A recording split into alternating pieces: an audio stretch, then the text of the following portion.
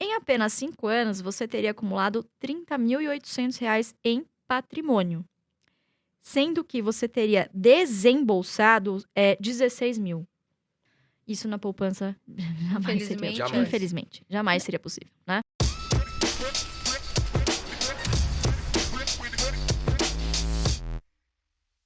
Assim, o que te fez isso que eu acho muito legal, porque você tá deixando um legado pra essa geração, né. Então o que fez você ter essa ideia de seguir esse caminho? A gente acompanha as redes sociais, você é bem autêntica, sincera, fala o que você pensa. O que te fez, fazer isso, esse deixar, né, tentar deixar esse legado legal pra essa geração? Uhum. Eu sempre soube que eu iria trabalhar com ações. Não sabia o que, enfim, mas sabia que eu ia trabalhar nesse mundo, né? Sempre me encantei muito por esse ambiente de bolsa, aquelas luzinhas piscando na tela, né? Sempre acompanhei meu pai, enfim, há muitos anos investidor. Minha mãe também trabalhava em corretora, parou de trabalhar para cuidar de mim, enfim. E tudo começou, na verdade, em 2008. E você vê só, né? Nem o maior investidor pessoa física da Bolsa começou no timing certo para a carteira da própria filha, né? Logo depois já veio a crise do subprime em 2008. Mas é ótimo você já começar perdendo para você ficar bem humilde, né? O mercado tem dessas coisas. Mas lá em 2008, eu tinha 14 anos, meu pai falou assim pra mim: legal, você quer uma mesada? Eu pedia mesada todo dia. Adolescente, né? Que isso? Só pede, Sim. só quer consumir. É iPhone, é não sei o quê, essa geração aí tá demais. Eu lembro que na época era o Nike Shots. Nossa, era o tênis da moda. Eu queria muito, enfim. E aí meu pai virou e falou: bom, seguinte, você vai ter uma mesada, mas quem vai pagar não vou ser eu. Eu vou te dar aqui uma carteira de ações da Ultrapar. Deu lá X ações da Ultrapar. E essa empresa, essa carteira, vai te pagar o equivalente a mais ou menos R$ 300 por mês. Tá bom pra você? Pô, tá excelente. R$ 300 pra 14 anos. Quem tinha 14 anos na época era um dinheirão, né? E aí ele começou a me mostrar devagarinho que se eu pegasse, não precisa pegar os R$ 300 todos, né? Mas parte desse dinheiro, se eu guardasse e reinvestisse, no mês seguinte ou no trimestre seguinte, quando a empresa anunciasse novamente dividendos, eu não ia ter mais 300, eu ia ter 301. Nossa, mas pai, R$ 1 só a mais? O que eu faço com R$ 1? Não, mas se você investir 301, no próximo trimestre, você vai ter 310. Veja só, você não ganhou mais um, você ganhou mais R$ 9. Então, ali aprendi 2 lições muito valiosas, né? Não sabia que estava aprendendo sobre isso, mas um é o juro composto, né? Sim. Se você usa o tempo a seu favor, a matemática ela é implacável, né? E quando você pega a fórmula do valor futuro, né, incorpora os juros na fórmula, a única variável que é exponencial, ou seja, que está em cima do parênteses, é o n, que é o tempo. Então, se você usa o tempo ao seu favor, o juro composto ele é a 8ª maravilha do mundo aí. E segundo, se a empresa não desse lucro, eu não ia receber o meu dividendo no final do mês. Então, quer dizer, você começa a criar uma cabeça a favor do lucro, sabe? A favor, sabe? Intuitivamente. Então, ai de quem na família não abastecesse o carro no posto Ipiranga. Não, precisa dar dinheiro para esse posto, pelo amor de Deus. E aí meu pai sempre falava: o que você acha mais interessante? Você ter que ir todo dia para um posto de gasolina, ter funcionário, dor de cabeça, margem apertada, você ser dona de um posto de gasolina, ou você ser uma pequena dona de todos os postos de gasolina Ipiranga do país? Fantástico. Não, seu pai, você vê que isso vem de casa, né? Não tem jeito. Educação é muito isso, né? Não, eu achei interessante o que a Luiz comentou, porque as pessoas, os jovens iniciantes, eles falam: mas eu vou começar com R$ 200. Pô, R$ 200 vai render tão pouco. Foi o que a Luiz falou. E as pessoas precisam, os jovens investidores que estão entrando agora, enxergar a questão do quê? Dos juros compostos. Porque vai se multiplicando. E é aí que faz a diferença lá no futuro. Luiz, qual a filosofia da família Barsi? Você, seu pai, nos investimentos? Vocês focam mais nos dividendos? Vocês buscam empresas também mais de crescimento? Qual a filosofia de vocês? A nossa filosofia pode ser resumida em uma frase, muito simples, que é comprar boas empresas cotadas a bons preços que paguem bons dividendos. Né? Por que bons dividendos? Porque o que vai pagar o seu boleto lá na frente, afinal, a estratégia é de carteira previdenciária, para que lá na frente você tenha uma previdência que complemente o INSS. Né? Então essa filosofia ela foi criada lá na década de 70. Inclusive, nessa semana a gente está muito emocionado que o trabalho técnico que ele fez lá atrás, que se chama Ações Garantem o Futuro, e dá nome hoje à nossa empresa, né? foi reconhecido pelo Ministério da Cultura na Biblioteca Nossa, que Nacional. bacana. Então, é realmente um Parabéns. patrimônio cultural, né, do nosso país. E a gente tem muito orgulho de levar essa filosofia à frente, porque é comprovada, né? E resultados, eles vêm com o tempo. Quanta Sim. gente ao longo desses 50 anos não acendeu e de repente sumiu novamente, né? E o Barsi não, tá aí consistentemente há 51 anos. Não, e ele faz uns vídeos engraçados, né? Eu acho.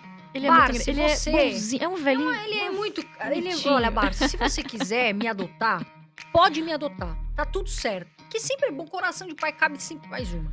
É Viu? verdade. Mas assim, o que eu acho? Vocês têm. Que eu vejo muito vocês falarem sobre uma estratégia de dividendos.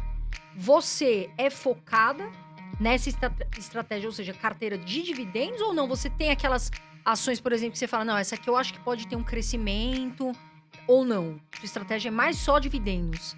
Existe um estigma de que empresa que paga dividendo não cresce. Isso não é uma verdade. Obviamente que existem empresas que não pagarão dividendos. E aqui existem dois tipos de empresas que não pagam dividendos. As que não podem, e essa você deve fugir, e as que não querem. Essas a gente tem na carteira, porque um dia pode ser que ela venha a pagar. O que é muito interessante no Brasil é que a gente tem muito poucas corporations, ou seja, muito poucas empresas não têm controle definido.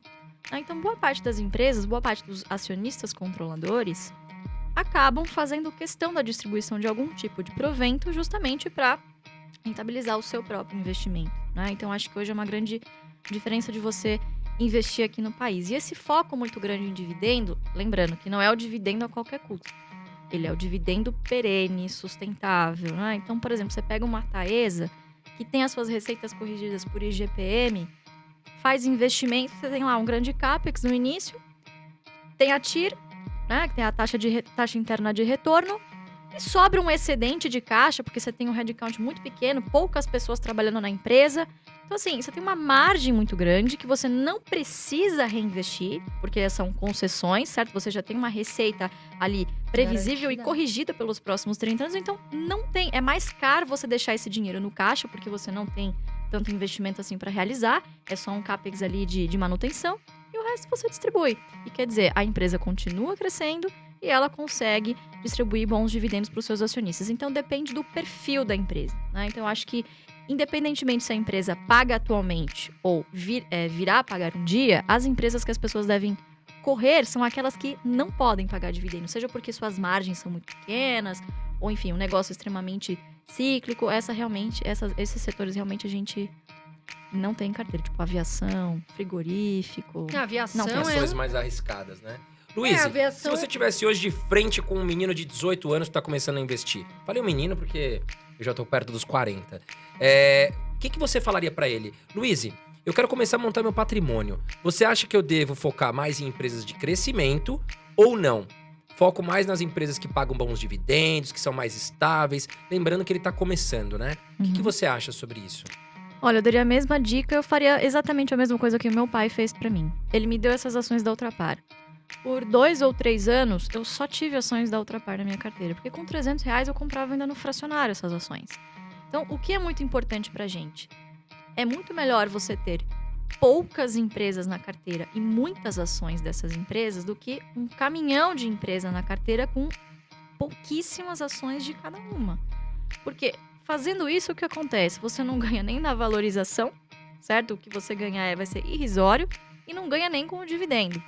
Então, até o Warren Buffett tem uma frase ótima que dizem que é dele, né? Hoje em dia, qualquer coisa no mercado que falam, dizem que é do Warren Buffett.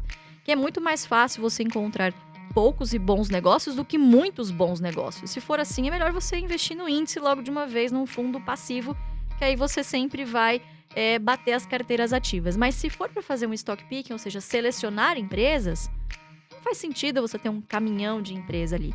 Então, para esse jovem que está começando, eu diria, poxa, pega esses seus R$200. Inclusive, eu trouxe até aqui um breve simulador que a gente tem na nossa plataforma que chama GF+, é um simulador histórico. Se você, há 5 anos atrás, e claro, a gente não consegue prever o futuro, então temos que olhar o passado, tivesse investido apenas R$1.000, pegado lá aquele dinheirinho que a sua mãe deixou para você na poupança, enfim, você recebeu uma graninha a mais, colocou R$1.000 em Taesa.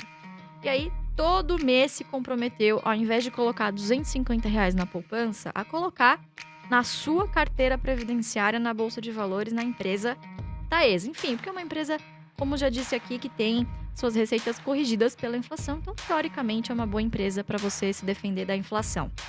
Em apenas 5 anos, você teria acumulado R$ 30.800 em patrimônio. Sendo que você teria desembolsado 16 mil. Mas como assim? Eu tirei 16 mil do bolso e tenho 30?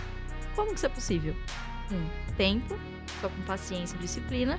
E 2, reinvestimento dos dividendos, tá?